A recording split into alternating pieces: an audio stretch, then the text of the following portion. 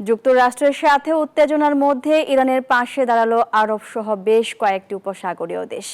ইরানে হামলা ঠেকাতে নিজেদের আকাশ সীমা ব্যবহারের অনুমতি বন্ধ করেছে কাতার, কুয়েত, সৌদি ও আমিরাত।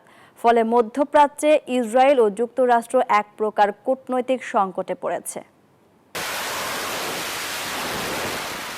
পারমাণবিক ইস্যুতে ইরানের অনড় অবস্থান ঘিরে মধ্যপ্রাচ্যে ট্রাম্প প্রশাসনের হুমকি ধামকিতে নতুন বাজছে যুদ্ধের দামামা।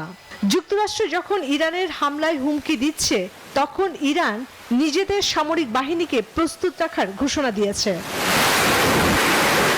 ইরানের এলিট ফোর্স IRGC হুঁশিয়ারি, মার্কিন বাহিনী আক্রমণ চালালে ভারত মহাসাগরে অবস্থিত যুক্তরাষ্ট্র ও ব্রিটেনের নৌঘাঁটিও শিকার হবে হামলায়। এদিকে ইরানের জাতীয় নিরাপত্তা প্রধান ইঙ্গিত দিয়েছেন, বান্ডেল থাকলে প্রতি সেনমানিতে টাকা বাঁচবে। বিকাশ সেনমানি বান্ডেল কিনে জিতুন প্রতি লেনদেনে।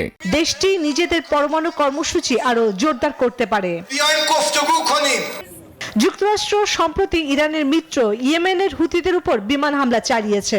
তবে উপসাগরীয় দেশগুলো যুক্তরাষ্ট্রকে সহায়তা না করায় তেহরান আরো শক্তিশালী অবস্থানে যাচ্ছে বলে মনে করছেন বিশ্লেষকরা। যুক্তরাষ্ট্র যদি ইরানে সামরিক অভিযান চালায়, তাহলে মধ্যপ্রাচ্যে বড় ধরনের সংঘর্ষ দেখা দিতে পারে।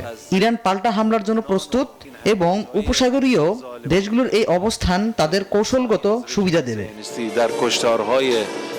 উপসাগরীয় অঞ্চলে তেল সমৃদ্ধ মিত্র দেশগুলো যুক্তরাষ্ট্রের সঙ্গে হামলায় সহযোগিতা না করাটা ইরানকে সাহস যোগাবে। ওয়াশিংটনের সঙ্গে দর কষাকষিতে তেহরানকে শক্তিশালী অবস্থানে রাখবে।